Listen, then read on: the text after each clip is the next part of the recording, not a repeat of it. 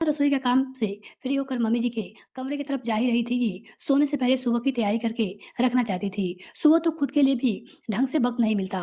ऊपर से न अचानक से शाम को अपने ससुराल से आ गई तो काम वैसे ही बढ़ गया। स्कूल जाने से पहले सुबह ढंग से थोड़ा बहुत काम करके जाए, इसके लिए पहले से ही तैयारी कर लेना बेहतर है। स्कूल में वार्षिक परीक्षा चल रही है, तो छुट्टी लेना भी असंभव है। यही सोचकर मम्मी जी के कमरे की तरफ जा रही थी, पर कमरे के दरवाजे पे पहुँचकर उसके पैर ठिठक गए। अंदर उसकी सास सुशीला जी, उसका पति मधुर, देवर अंशुल और ननद वनिता बैठकर बातें कर रहे थे। बार-बार नंदा बंदा का नाम आ रहा था, इसलिए बंदा ने बात को सुनना ही उचित समझा। भैया, मैंने सुना है कि भाभी के मायके में उनके पापा ने प्रॉपर्टी बेची है और उसका अच्छा खासा पैसा भी आया है। खुद उनके पापा-मम्मी कितने अच्छे फ्लैट में रहने लग गए हैं, साथ ही अपने बड़े बेटे-बेटी को भी रखा है, तो भाभी को तो भी पैसे मिले ही होंगे ना उसमें से। विनीता की बात सुनकर मधुर बोला, "अरे मुझे क्या पता? पापा जी ने तो कुछ बताया ही ना और ना ही बन्ना ने। दोनों ही बाप-बेटी अंदर के अंदर ही सब कुछ कर लेती है, पर यहाँ दामाद का कोई इज़्ज़त नहीं है। मुझे तो बताना भी ठीक नहीं समझते वो लोग और मुझे नहीं बताते। अरे भैया, तो पता करो ना, ऐसे थोड़ी ना काम चलेगा।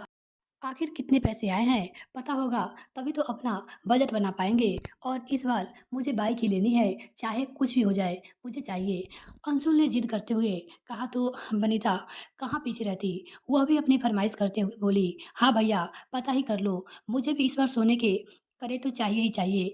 आप लोगों से तो इतना भी नहीं हुआ कि मुझे सोने के करे शादी में ही दे देते। जब मेरी देवरानी अपने मायके से आए हुए सोने के कड़े पहनती है तो मुझे सही में बहुत ही बुरा लगता है। ऐसा लगता है कि जैसे मुझे ही वो दिखा रही हो। तभी सुशीला जी भी बोली, "तुम दोनों चुप करो, मुझे बात करने दो। देखो मधुर, पैसे की ज़रूरत इन दोनों को भी है, मुझे भी नहीं है। मैं भी सोच रही हूँ कि इस मकान के ऊपर एक मंजिल और चढ़ा दूँ, ताकि कल को अंशुल की शादी हो तो परेशानी ना हो।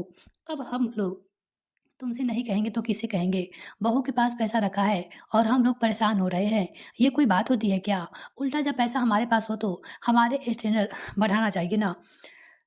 तुम अपना ससुर जी से पूछोगे तो अच्छा नहीं लगेगा, पर तुम वंदना से बात ही कर सकते हो ना, वही बात करेगी। आखिर प्रॉपर्टी बेचने पे कितना नफ़ा हुआ है? आखिर वो अपने माता-पिता की इकलौती बेटी है। आज नहीं तो कल सब कुछ तुम्हारा ही तो होना है। उनकी प्रॉपर्टी पे तुम्हारा ही पूरा अधिकार है। मुझे तो यकीन नहीं होता कि वंदना ने तुम्हें अभी तक कुछ नहीं बताया और वंदना के ताऊ जी के बेटे को क्यों रख रखा है। मधुर संभल जा, नहीं तो मालूम पड़े तेरा हिस्सा भी वो तेरा साला ही ले अरे। थोड़ी देर की खामोशी के बाद मधुर बोला वापस से, ठीक है माँ, मैं बंदा से बात करता हूँ। मैं भी सोच रहा हूँ कि ये नौकरी-वोकरी छोड़कर खुद का बिज़नेस ही शुरू कर लूँ। कब तक लोगों की जी हजूरी करता रहूँगा। अब ज़रा बात करता हूँ, कितने पैसे आए हैं, ताकि आगे की प्लानिंग भी कर सकूँ। वरना ने उसे आगे कुछ नहीं कहा।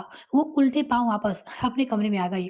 उन लोगों की बातें याद कर उसका सिर दर्द से फटा जा रहा था। कितने लालची है ये लोग, जब देखो बहाना बनाकर उसके मायके से पैसा निकलवाने के लिए मुँह खोले बैठे रहते हैं। जैसे ये लोग कमाकर उसके मायके रख कर आए हों, जबकि उसके मायके वालों ने जब उसकी ज़रूरत होती है, तो ये लोग साथ भी नहीं खड़े होते हैं। और फिर भी पिछले साल विनीता की शादी में भी पापा ने अपनी ईट तुड़वाकर एफडी तुड़वाकर इन लोगों को कर्जा दिया था, जिसे ये लोग डकार गए। एक बार भी नहीं पूछा, "पापा जी, आपको पैसे की ज़रूरत है या नहीं? लौटाना है भी या नहीं?" यही नहीं, अभी जब 2 महीने पहले पापा को हार्ट अटैक आया था, तब तो इनमें से कोई भी सेवा करने के लिए नहीं गया था। उनकी माँ की तो हिम्मत टूट चुकी थी, वरना ही दौड़ भाग कर रही थी। बस उसके साथ उसके ताऊ जी का बेटा उदय ही खड़ा था। मधु तो जब तक पापा हॉस्पिटल में थे, तब तक रोज़ शाम थोड़ी-सी देर आकर चले जाते थे। एक बार भी उसने ये पूछना मुनासिब नहीं समझा कि पैसों का बंदोबस्त कैसे हो पाया है, जबकि वो अच्छी तरह से जानता था कि उसके मायके वाले भी मध्यवर्गीय परिवार के लोग हैं और प्रॉपर्टी के नाम पे उसके पास सिर्फ उसका मकान है, जिसमें कि वो लोग रहते हैं। उस समय तो बंदा और उदय ने उधार लेकर पापा का इलाज करवाया था, लेकिन पापा के इलाज होने के बाद पैसे को चुकाने के लिए अभी कुछ दिन पहले ही उन्होंने अपना मकान बेच दिया और बचे हुए पैसों से खुद के लिए फ्लैट लेकर उसमें वो लोग रहने लगे। अब उसी बेचे हुए मकान के पैसे इन लोगों को नज़र आ रहे थे। ख़ैर थोड़ी देर बाद अचानक सुशीला जी की आवाज़ आई। अंदर से, "बहू, ज़रा कमरे में आना तो।" वंदना समझ गई कि उसके पैसा निकालने की रूपरेखा तैयार कर ली गई है। अब उसे बुलाया जा रहा है। वो उठकर सुशीला जी के कमरे में गई तो सुशीला जी की जगह मधुर ने, "वंदना, मैंने सुना है कि तुम्हारे पापा ने अपना मकान बेच दिया है और वो फ्लैट लेकर रह रहे हैं। साथ ही उदय को भी अपने पास रख रखा है।" "हाँ, अभी कुछ दिन पहले ही बेचा है। आखिर कर्जा चुकाना था। उनका कौन-सा बेटा बैठा हुआ है जो उनके कर्ज़े चुकवाएगा या उनकी बीमारी का इलाज करवाएगा? और रही बात उदय की, तो वो भी पापा को अकेला नहीं छोड़ा जा सकता है। इसलिए हाँ, तो ठीक है, लेकिन कितने में बेचा? आखिर मैं दामाद हूँ, इतना हक तो मेरा बनता ही है कि मैं भी जानूँ कि पापा जी प्रॉपर्टी बेच रहे हैं या कहीं फ्लैट ले रहे हैं, उनके पास कुछ बचा है या फिर नहीं?" वो बोला, "दामाद, अरे हाँ, आप तो दामाद हो, आपका तो हक है सब कुछ जानने का। चलिए, मैं बता देती हूँ आपको, पापा के इलाज में काफ़ी पैसा खर्च हो गया था, जो कर्ज़ लेकर किया गया था। वो उस कर्ज़े को चुकाने के लिए उनके पास कुछ पैसा नहीं था और सिर्फ़ वो मकान था, इसलिए उन्होंने बेचा। पहले कर्जा चुकाया, बाद में खुद के रहने के बंदोबस्त भी करना था, इसलिए फ्लैट ले लिया। थोड़े बहुत पैसे बचे हैं, जो मैंने उन्हीं के नाम से बैंक में डिपॉज़िट करवा दिए हैं। तुम्हें कुछ नहीं दिया। मैंने तो सुना है कि काफ़ी नफ़ा हुआ था, तुम तो बेटी हो ना उनकी।" सुशीला जी ने बीच में ही बहू से कहा, "अब क्या ही कर सकते हैं मम्मी जी, पैसा लेने का हक थोड़ी ना रखती हूँ बिटिया, ज़िम्मेदारी भी तो कोई चीज़ होती है। अब जब ज़िम्मेदारी उदय निभा रहा है तो मैंने सोचा पैसे भी उसी को मिलने चाहिए और इसलिए मैंने हक छोड़ दिया और पापा को कह दिया कि जो आपकी ज़िम्मेदारी निभाए, ये फ्लैट उसी के नाम कर देना।"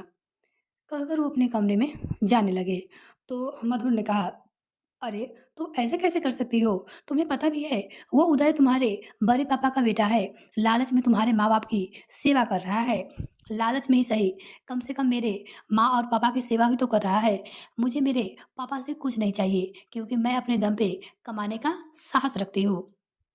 कहकर बन्ना अपने कमरे में चली गई और पीछे रह गए घर के बाकी सदस्य अपने टूटे हुए अरमानों के साथ। आपको ये कहानी कैसी लगी?